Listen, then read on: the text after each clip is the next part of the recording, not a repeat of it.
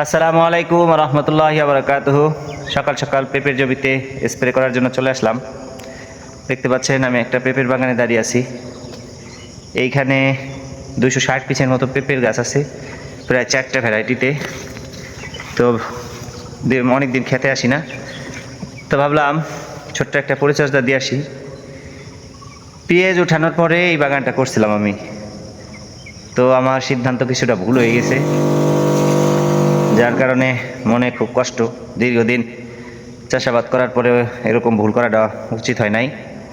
তারপরেও যেহেতু চাষাবাদ করি, শিক্ষার কোনো শেষ নাই।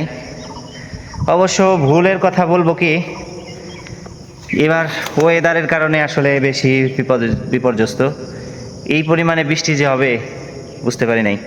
আলহামদুলিল্লাহ বাগান মোটামুটি ভালো আছে, 80% ভালো আছে, 20% একটু ক্ষতিগ্রস্ত আছি।